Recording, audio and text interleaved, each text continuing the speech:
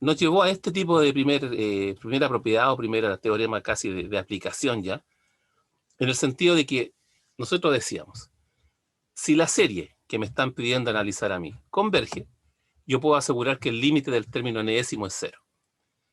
Entonces decíamos que esa presentación no era de mucha información para mí, porque ya saber que la serie converge, en realidad eso es lo que yo quiero saber. Pero dijimos, esta proposición, sí, entonces, está dado de la manera P implica Q. Y tener una presentación en la forma P implica Q es lo mismo que aplicar en la forma no Q implica no P. Entonces aquí dijimos que si el límite era distinto de cero, o sea, no Q, implica no P. Entonces la serie no converge. Esto quiere decir que la serie diverge. Y ese fue nuestro primer tipo de trabajo, en términos de que si me piden analizar convergencia para una serie, yo analizo el límite del término enésimo. Acá está en términos de K, también mencionado, las variables son variables independientes, variables mudas, no intervienen en el desarrollo de un ejercicio. Así que en este caso el valor es 1, por lo tanto la serie de inmediato es divergente. Algún tipo de información con respecto a este trabajo con series, en el sentido de que si las series ambas son convergentes, y yo multiplico una serie que es convergente por una constante, esta sigue siendo convergente. La constante debía ser distinta de cero. De igual manera, si se tienen dos series convergentes y se suman, la suma de ellas, de dos series convergentes, es convergente. Eso decíamos que en general, si yo tengo dos series divergentes, puede que sea convergente, puede que no. Una convergente y una divergente, eso pareciera ser que es divergente, pero no tengo como la respuesta precisa. Lo que sí es claro es que si las dos series son convergentes, la suma de ellas también será una serie convergente. Mostramos este ejercicio. Aquí hacíamos la mención de lo sutil esto de que parta desde cero, porque cuando yo ordeno la presentación, llego a algo de este estilo. Entonces cuando parto desde cero, esto siempre es 1, partido por 1 menos la razón.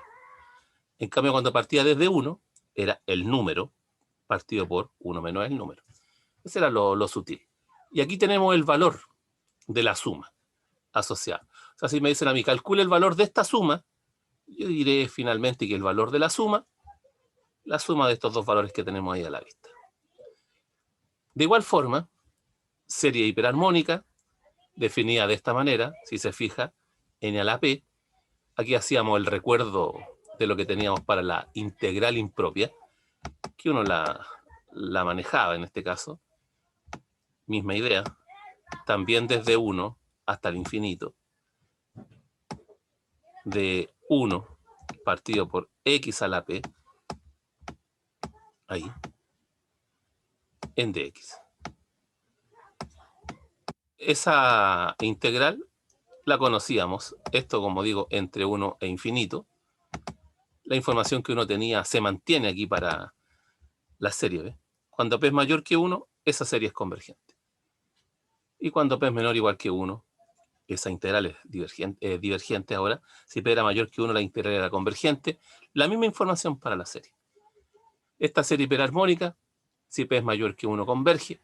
Si P es menor o igual que 1, diverge.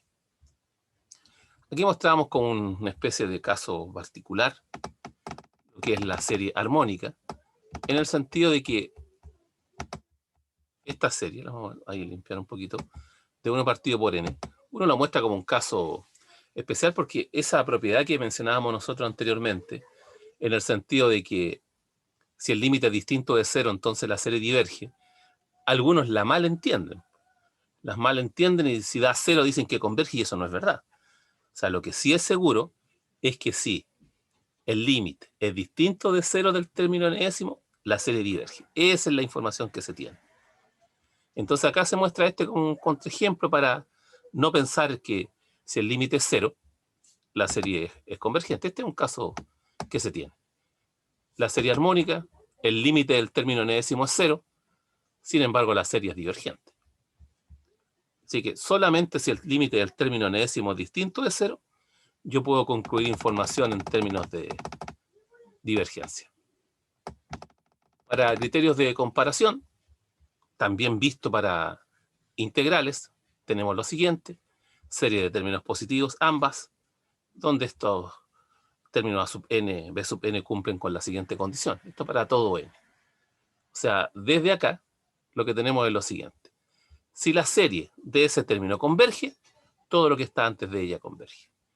Si la serie de ese término diverge, todo lo que está antes de ella, todo lo que está después de ella, también diverge. La más grande converge, la más pequeña converge. La más chica diverge, todo lo que es más grande diverge. Este tipo de trabajo lo habíamos realizado con integrales. Eso sucedía en ese momento cuando nos dábamos cuenta, acá, de que en el caso anterior, cuando yo no podía calcular la integral de manera cómoda, entonces decíamos que íbamos a ocupar un criterio de trabajo, donde el criterio, en este caso, no me entrega información con respecto al valor, pero sí me entrega información con respecto a si hay o no hay convergencia. Acá se pedía analizar la convergencia de esta serie, y acá ocupamos el acotamiento. Íbamos hacia la derecha pensando que si voy hacia la derecha, la idea es comparar con una que sea convergente, para asegurar que lo que está antes converge. Si comparo con una que es divergente, no tengo información. Acá en este caso particular comparamos con ese término, la serie asociada es convergente, luego todo lo que está antes de ella también es convergente. Esto lo habíamos visto para integrales impropias. La misma idea acá en series. También el criterio de comparación al límite visto en este caso para integrales impropias. Nuevamente tengo dos series de términos positivos. Y lo que uno asegura desde este criterio es que el comportamiento de ambas series son similares. Eso es lo que uno asegura. Cuando los comparo al infinito, el comportamiento de ambos son similares. Entonces lo que decíamos, que si el límite de este cociente es un número real, la serie de abajo converge, la serie de arriba converge. La serie de abajo diverge, la serie de arriba diverge. Criterio de comparación al límite. Y mostrábamos dos casos particulares.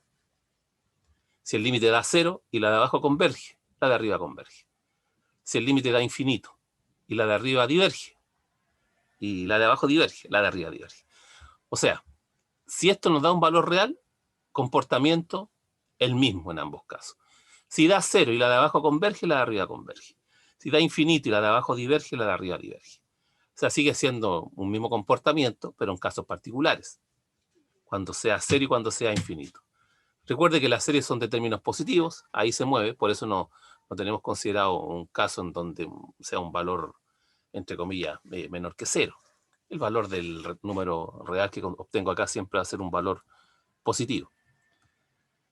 Decíamos que este trabajo uno lo realizaba de manera casi inmediata cuando aparecía un cociente de polinomio, algo de ese estilo.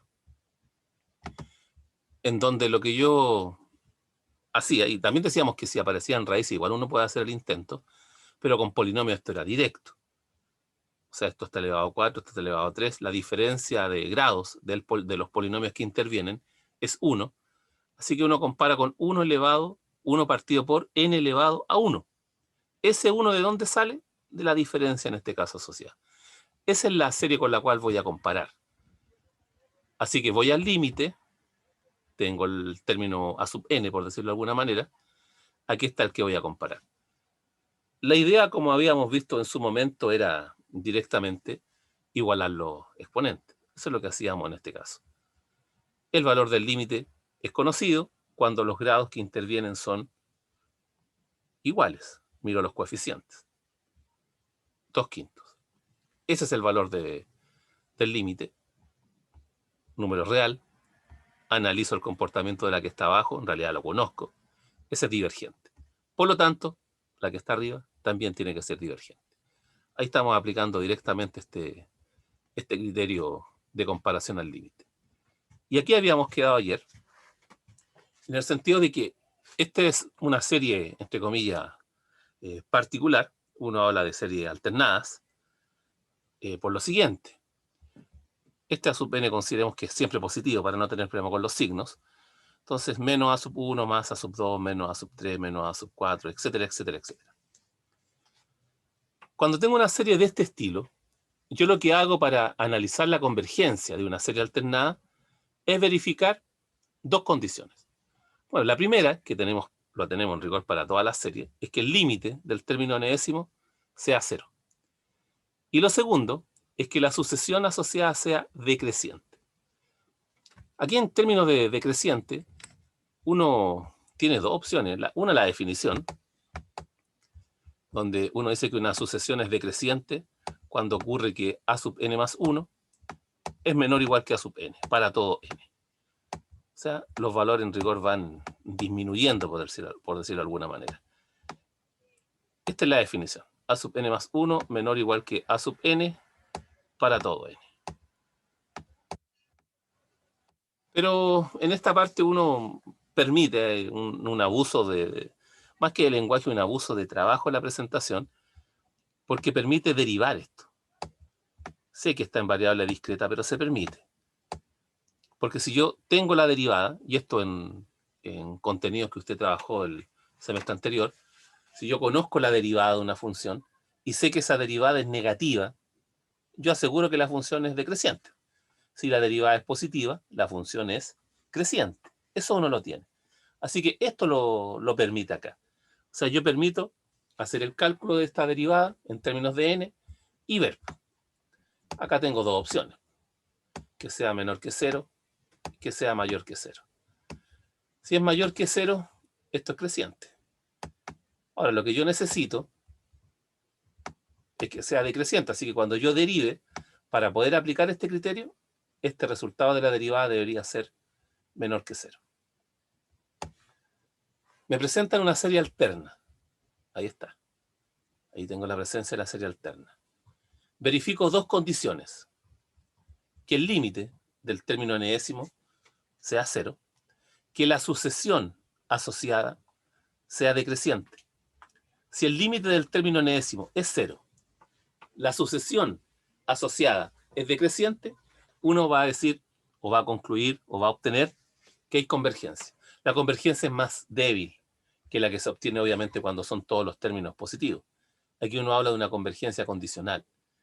Cuando se tiene convergencia para términos positivos, uno habla de una convergencia absoluta. Ahora, si converge absolutamente, va a converger condicionalmente, porque uno dice, bueno, si converge sumando todos los términos, cuando yo sumo y resta, obviamente esto también tendría que converger. El recíproco es falso. Si una serie converge condicionalmente, no tiene por qué converger absolutamente. Aquí fue donde quedamos ayer, ¿eh? Vamos a mostrar un ejemplito ahora desde acá, de trabajo, para lo siguiente. Mira, me piden analizar la convergencia de esa serie. Vamos a borrar aquí un poco. Lo que uno puede recordar es que sin, entre comillas, S-1 a la n, la serie de 1 partido por n es la armónica de S1 y esa es divergente. Tiene este menos 1 a la n ahora, que también vimos que ese menos 1 a la n se podía disfrazar como, por ejemplo, coseno de n por pi, coseno de n pi. Coseno de n pi es menos 1 a la n. Así que en este caso, digo, a ver, serie alterna, ok. Puedo incluso ver algunos términos. Cuando n1 me queda menos 1 partido por 1. Después más 1 partido por 2. Menos 1 partido por 3, etc. Entonces ya dice, es una serie alternada. Acá lo tenemos a la vista. Tengo una serie alterna. Aplico mi criterio para serie alterna. Ahora, cuando voy a analizar la convergencia, yo de inmediato pudiese decir que absolutamente no converge. Porque la convergencia absoluta es cuando converge con valor absoluto, o sea, cuando converge de manera positiva. Entonces, si yo analizo la convergencia absoluta, desde acá, la serie que yo obtengo es algo de este estilo. Esta es la serie de n igual 1 hasta infinito, y lo podemos anotar así. Valor absoluto, menos 1 a la n, 1 partido por n. Esa es la que uno analizaría si converge absolutamente. Pero como uno tiene en este caso el valor absoluto, los signos asociados no van a ser considerados porque el valor absoluto de menos 1 a la n1. O sea, en realidad yo analizaría esto para ver si converge absolutamente esta serie. Y esa serie, como decimos, sabemos que es divergente. Entonces uno diría que en este caso esta serie diverge. O sea, absolutamente no converge. Para analizar la convergencia condicional, aquí ocupo el criterio de Leibniz. Leibniz es el que asegura esta convergencia condicional para series alternas. Dos condiciones dijimos que se deben dar para concluir convergencia condicional. Primero, dice uno. Entonces ahí analizo el límite cuando n tiende a infinito del término a sub n. Así que tengo límite cuando n tiende a infinito del término a sub n, que es 1 partido por n. Según la condición, eso debería dar 0. Bueno, este evidentemente da 0. Si una de estas dos condiciones falla, o sea, si el límite no es 0, de inmediato usted dice que la serie diverge. Aquí tengo la primera condición. Mi segunda condición es ver si acaso la sucesión a sub n, o sea, en este caso a sub n, que es 1 partido por n, esto, yo me pregunto si acaso es decreciente. Y acá, como digo, tengo la posibilidad de que me acepten el trabajar con derivada. Esto es decreciente. Y hago lo siguiente. Digo, a ver, ¿cuánto es la derivada de 1 partido por n? Que en rigor es lo mismo que la derivada de 1 partido por x. Así que si yo hago un recuerdo, y pareciera ser directo, digamos, esto es menos 1 partido por n al cuadrado. Esa es la derivada de 1 partido por n. ¿Qué es lo relevante en este caso? Que esto es negativo. Esta es la derivada. Si la derivada es negativa, ¿qué aseguramos con respecto a la sucesión? Que es decreciente. Entonces, ¿qué tengo? El límite del término enésimo, 0. La sucesión de términos asociada, decreciente. Límite 0, sucesión decreciente. Eso alcanza para decir entonces que la serie que estamos analizando, esta que está acá, converge condicionalmente. Y esto lo concluimos en esta parte. Fíjese que lo que estamos diciendo en rigor es de que hay series que convergen solo condicionalmente. Entonces esta converge. Y este es un caso ahí para como contraejemplo de una serie que converge condicionalmente, sin embargo no converge absolutamente. En cambio al revés se tiene, siempre. Convergencia absoluta, ¿implica convergencia condicional? Ah, sí, pues sí, converge con todo sumado. También va a converger cuando sumemos y restemos. Preguntas. Criterios asociados entonces para lo que es el análisis de convergencia de series. Esto es para una serie alterna, criterio de Leibniz. Dígame si hay alguna duda, alguna pregunta.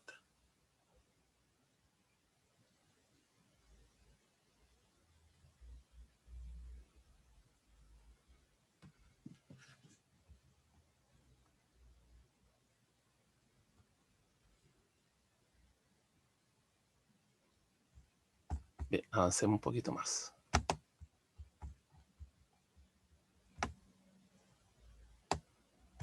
Aquí está el desarrollo este más ordenadito, ¿no?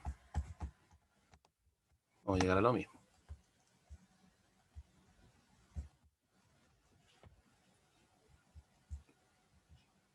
Hemos visto criterios de acotamiento, comparación al límite, la propiedad esa de si el límite es distinto de 0, la geométrica. Hemos visto también la propiedad telescópica. Aquí vamos a mencionar lo siguiente. Criterio de la integral.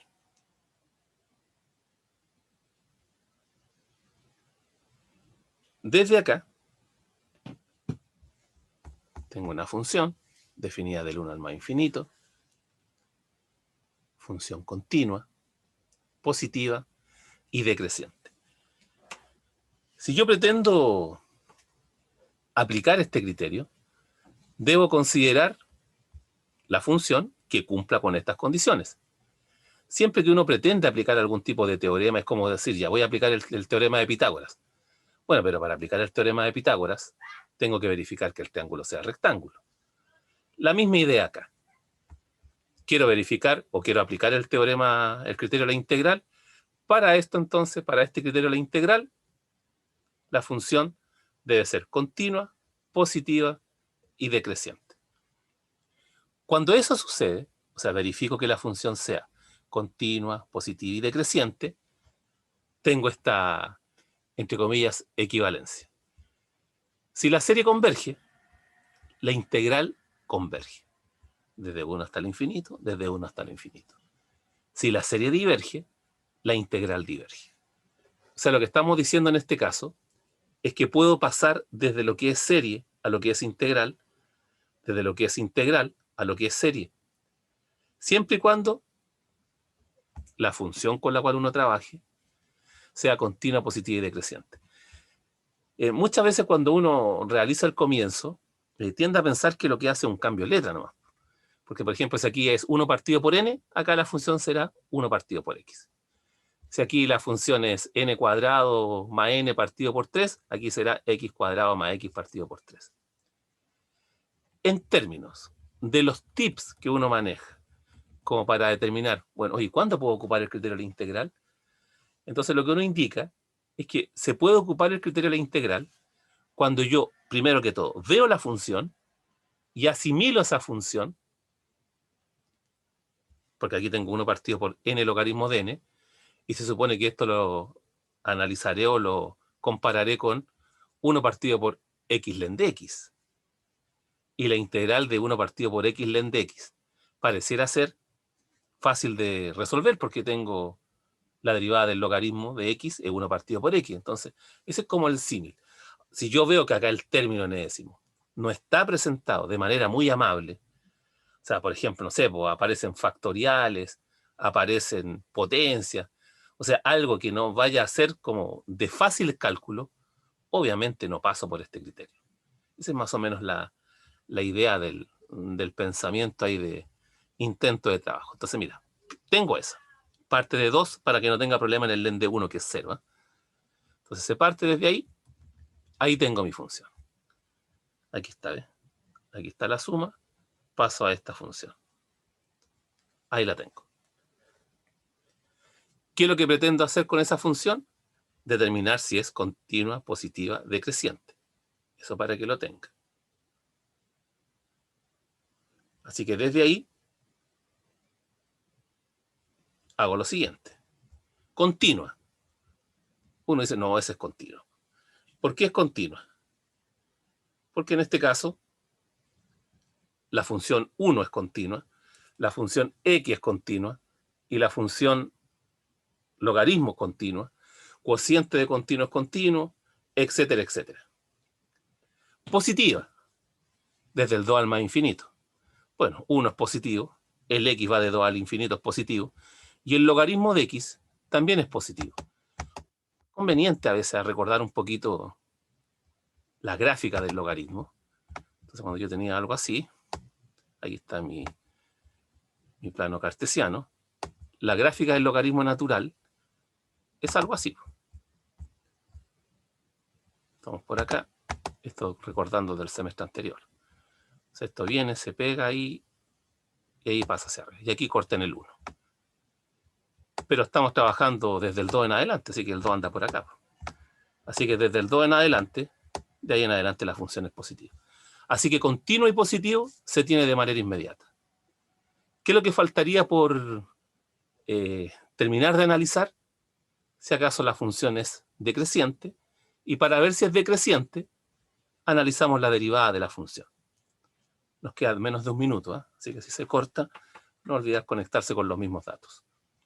Así que derivo esta función, la derivada de la primera, constante que es 0 por la segunda, menos, mantengo la primera, y derivo.